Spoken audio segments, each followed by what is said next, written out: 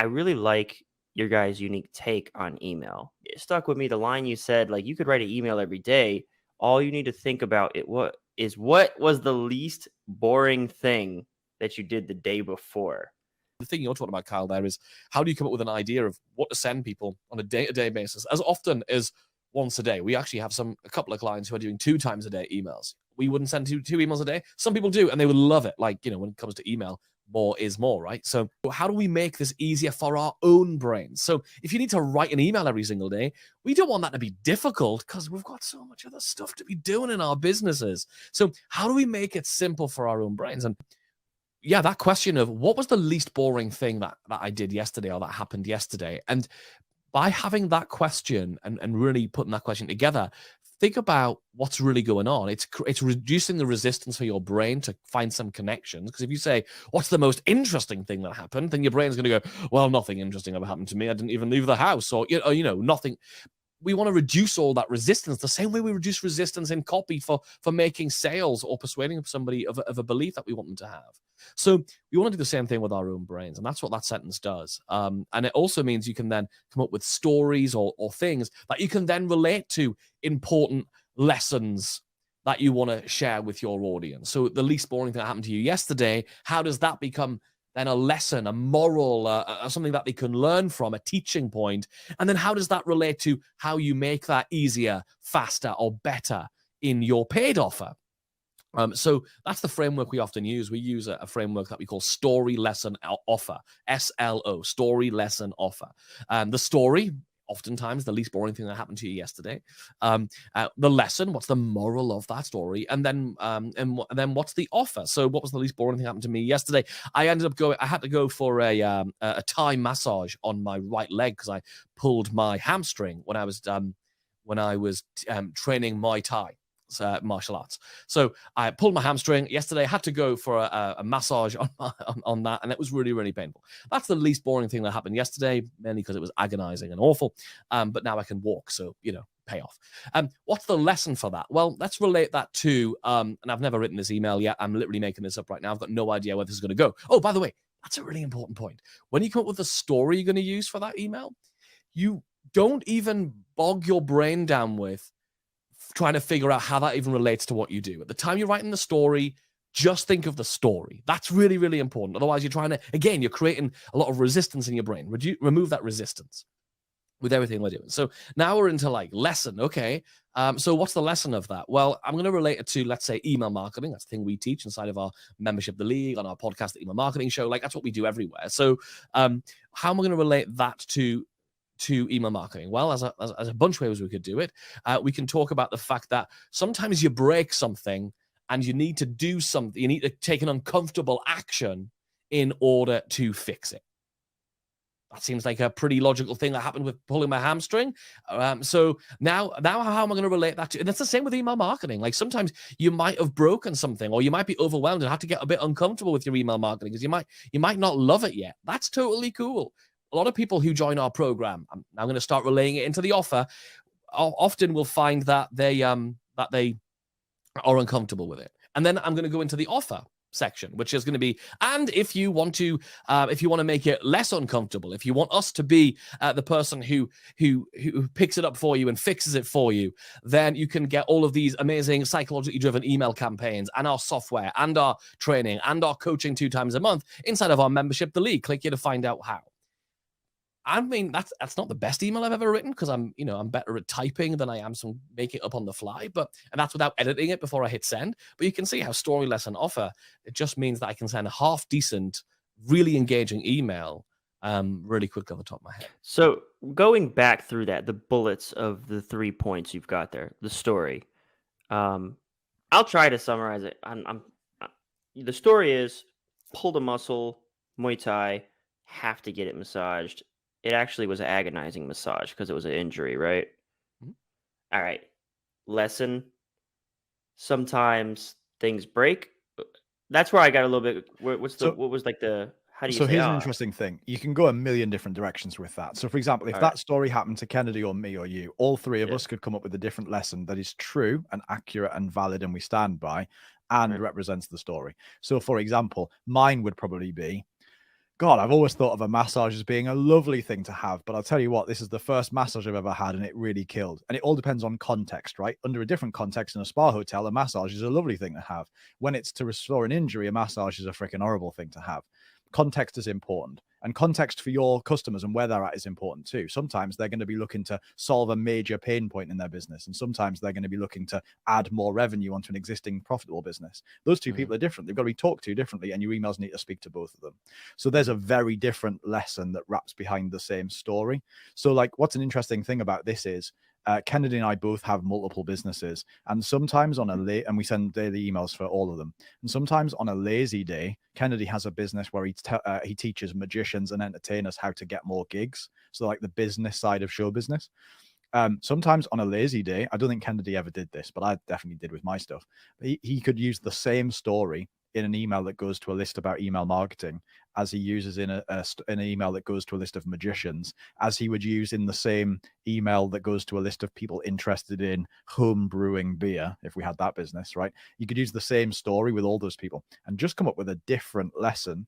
And largely what we're doing a lot of the time, it's a bit like if you think back to like what I think of as like fables from the Bible and stuff, the moral of that story. Again, if you were to reread those fables, I can't think of any, but if you were to reread those fables, you would probably, well, it's probably not a bad place to look for sort of good short story lesson writing. But if you look back to those fables, you could probably think of how you could relate. I don't know. What's a good fable from the Bible? I don't know. Is David and Goliath a fable? I don't know. Anyway, if you could take David, if you could tell that story, I mean, you never would, but if you'd come up with the story of David and Goliath and you taught it, you could definitely, I've already done it. You could definitely segue from that into a lesson about email marketing or anything else, or copywriting generally. Or, again, if you've got clients who are to teach home brewing or sell CBD oils or whatever, you can definitely get from that to there. So it's an exercise. It's an exercise in creative writing, even if you're not even if you think of yourself as not a hugely creative person, to be able to go, how do I segue from that story into that lesson? But again, all of them have loads of different directions that you can take it. I guess the question I have is like, or I get the sticking point almost. I was like, okay, I understand here. Tactically speaking, because it like helps my brain sort of start thinking from this new framework. Let's say the lesson, Kennedy had one lesson and Rob had one lesson. We all know like the offer is just the membership, maybe, right? So it's like always the same offer. Yeah. How do you take that? How do you take that? Like massage, I thought massages were supposed to be a pleasant experience, so we've got the story, we've got the lesson, like the sort of revelation, like, oh, I can't believe this was so painful. What is the sort of like transitional move to get that into offer mode now? And sometimes what you got to do is you got to forgive yourself for it not always being a beautiful transition, because actually there is a point at which we call these our actual internal nickname that we teach with our members and we use internal in our business is we call these snowball emails, right? The reason we call them that is we think about them on their own. It's a little snowball and it sort of taps the subscriber and makes them sort of pay a little bit of attention, turn their head. On their own, they don't like have that huge effect like a big launch does or something that's really super intense. But together, one after another, these snowballs mount up and are like an avalanche. And that's why we call them snowballs. So forgive yourself and give yourself enough leeway to not write perfect emails every single time with a perfect transition. So the transition basically needs to go, yeah, okay, so in this, let's stay with this one example so we keep it nice and concise. Yes, massages are supposed to be relaxing, but this one was kind of painful. You can choose the transition. My transition, probably different to Rob's. I don't know, but let's say we're going to go with Rob's story, because again, my story was different, but we'll stick with Rob's story just for variety's sake, for my little brain. And we'll make it so that it's about this. They're supposed to be relaxing, but this is painful. All right. So the transition could be, it's a bit like we were all sold the dream that email marketing is this really simple thing. You build a list and you just send some emails, and it's supposed to be kind of nonchalant and easy. The truth is, sometimes we can feel the pain of email marketing. We might get into trouble and end up in the spam folder, or we might not get the results we want. And that's a real pain. And we've experienced that. So all we're going to do is empathize, is we're going to say that's how that thing is. And now we're going to empathize with, we're going to basically transfer the emotion, the feeling, the outcome of the story. We're going to transfer those feelings, and we're going to transpose them into what it is that we do. And so now, sometimes email marketing can feel like difficult, and it can feel like it's painful. But the good news is we've been through that, and then we're going to move into the offer. And there's a note on context here too. So what happens is, and this is where these sort of broadcast sort of emails fit in relation to the automations and stuff. What we do when somebody joins our list is we have everybody go through our score engine, as we call it, which is what we're going to be teaching for your crowd. But like this sort of sequence of automations, and those automations are not really emails like this. Those emails are sales campaigns, and sure, they've got bits of content and stuff in them, but they're fundamentally sales campaigns. And therefore, by the end of that engine, first of all, most people who are ever going to buy from us have bought from us by the end of that point. However, the ones who haven't, we still get a bunch of sales from them.